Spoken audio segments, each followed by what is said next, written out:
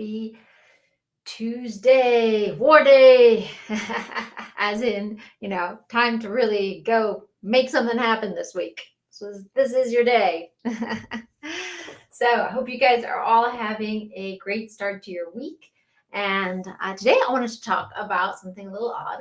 I wanted to talk about something that I've been kind of writing up a little something I wanted to put as intro in my book. And um, I was realizing that, hey, Jeremy, I was realizing that people don't understand the concept. Oftentimes when people talk about cults, they don't really get the concept of it, where oftentimes they'll hear about it and they'll be like, why on earth would somebody join that? That sounds terrible. Um, but the truth is, people don't join cults, they join families. And the people in the cult don't know that they're in a cult. They don't believe it's a cult. They believe it is a family. They believe it is like a noble religious movement, typically. And so, how does this happen, right? Because the cults or the organization or the group, it's typically from like everyone I've seen, right? They have very high noble ideals. They talk about having a purpose for either God or humanity or the group or the organization, right? They oftentimes have a purpose of service or helping others, helping humanity. They have very noble, they have some kind of book or ideology, whether it's, people have been in yoga cults or, the Bible or whatever it is. They have a something where they draw an ideology from that they then interpret, right? And usually there's a strong sense of belonging. There's a strong sense of we're in this together, community, family, right? They like block out the outside world. They give people a sense of, especially people who feel distanced from their own families, who feel like they don't fit into their own families. They cults give them a sense of, we're your family, we're going to take care of you, right? So interestingly, an example of that, a good example, very large example of that, is the military. Right? The military operates in this way where it has high ideals, it has a very strong kind of core structure, it has a very us and them, trains people to be very united, and they're very tight knit groups, and they go through this mental training to get them into this way of thinking that they all think alike, and they go through literally very difficult, abusive training to break down their mind and to get them to form and operate as an obedient unit.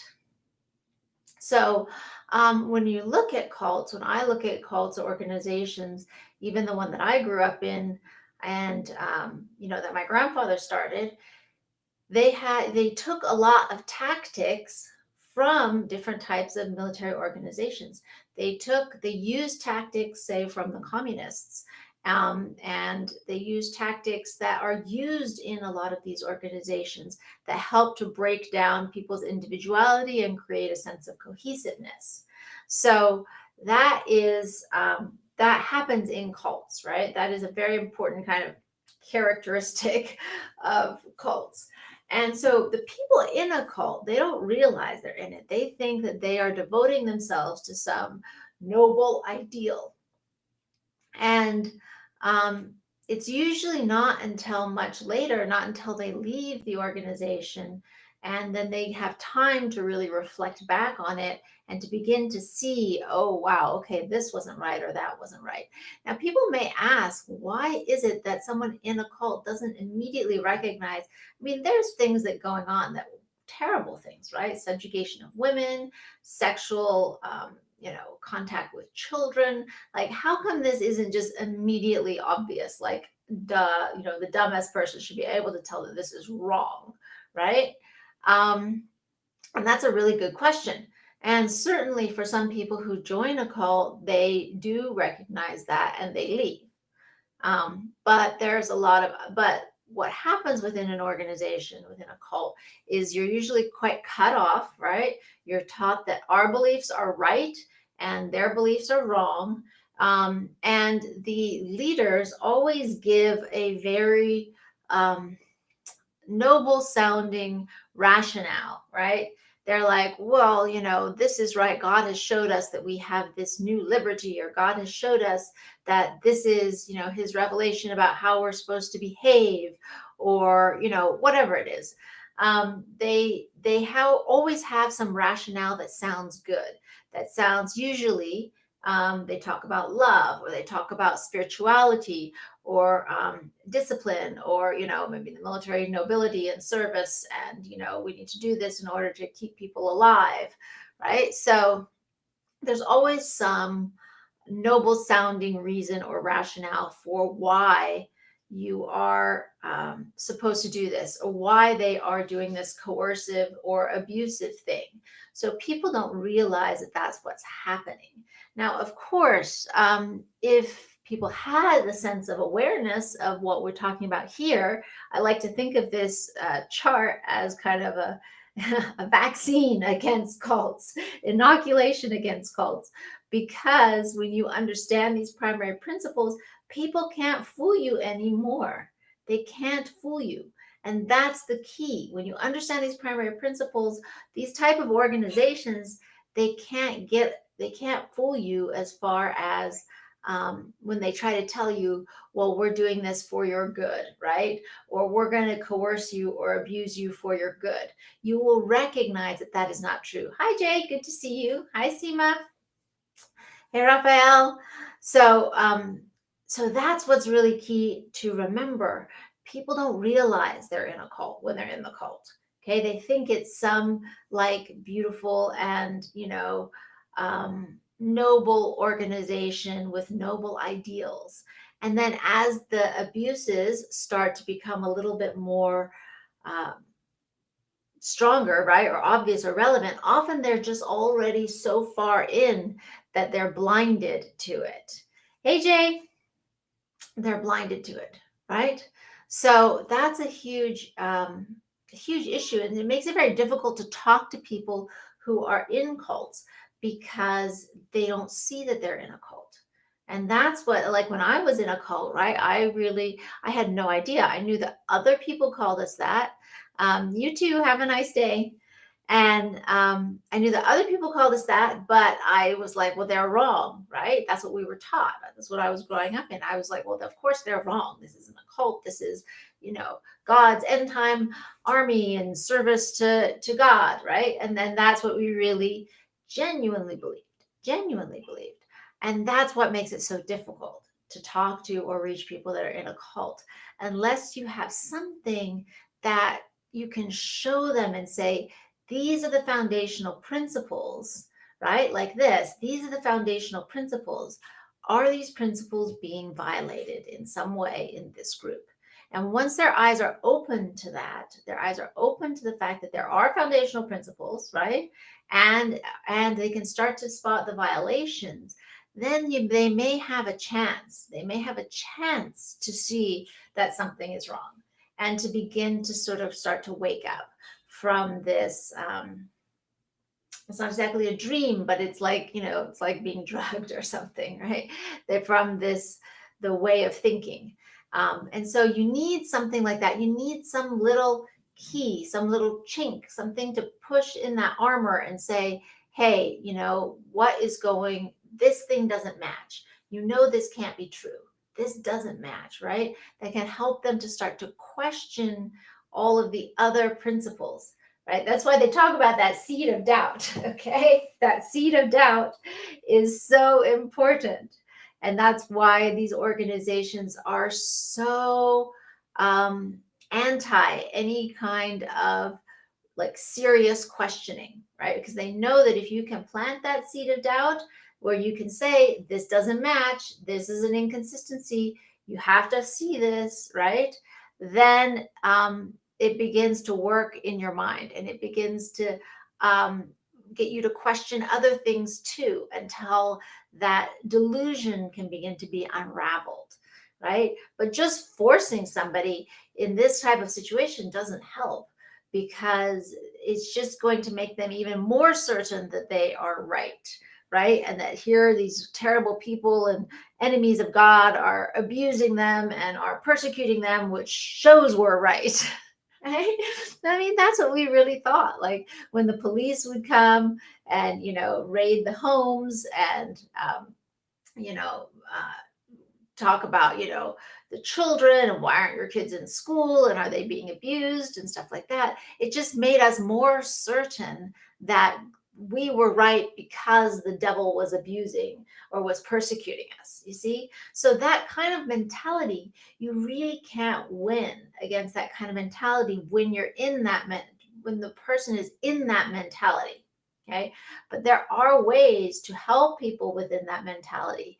And I think probably one of the first key ways that I can think of, that I know of, would be is to plant a seed of doubt where they have to admit that something is true, something that they believe is can't be true, or something that their leaders are doing cannot be right.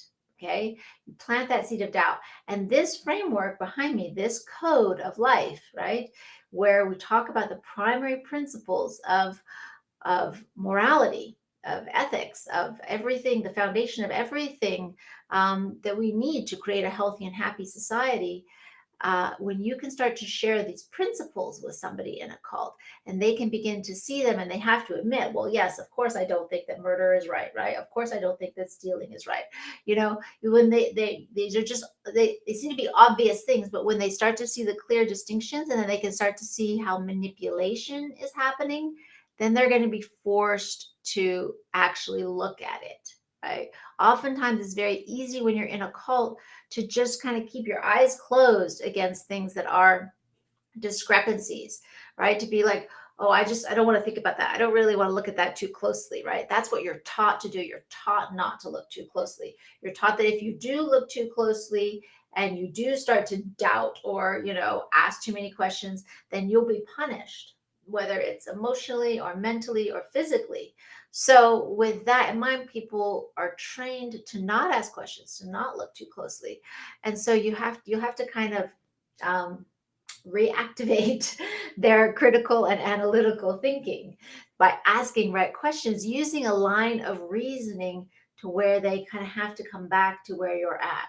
And a line of reasoning that's undeniable, right? So these are the immutable laws. And this is a great place to start when you're talking to somebody who you think may be in a cult or you think may have that type of cult mentality, to walk them through these principles and get them to really think about and see, like, is there a way in which this organization that you're part of is violating these principles, that the leadership is violating these principles?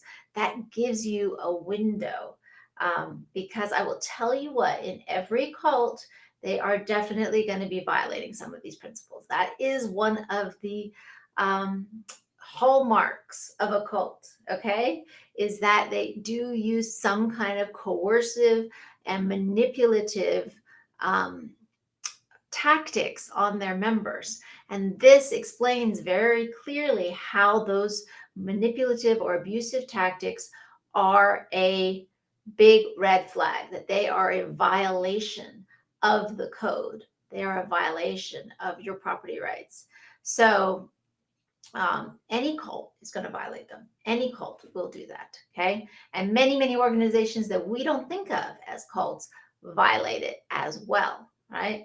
And that will teach you, it'll be much harder to deceive you when your eyes are open to, and you really have these principles embedded in you, and you'll start to spot when people are doing it.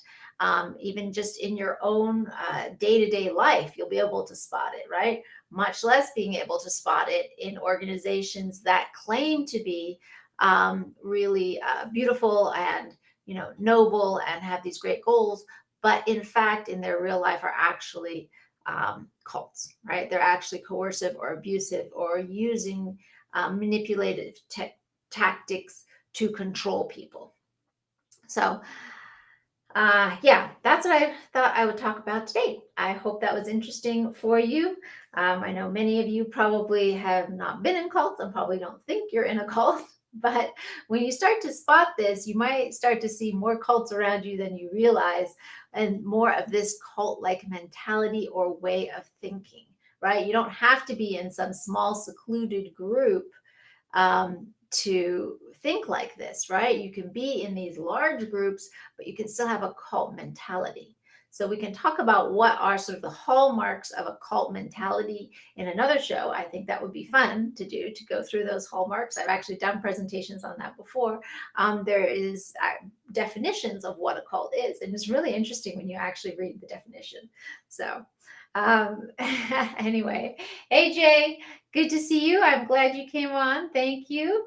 Join my organization. That's great. Okay. Well, my organization is We Rise Free. So it's about freedom from this type of manipulation and cults and other things like that. And that's what I'm focusing on, helping people to get free. So I hope you guys have an amazing Tuesday. Go out there and get it done. And I will talk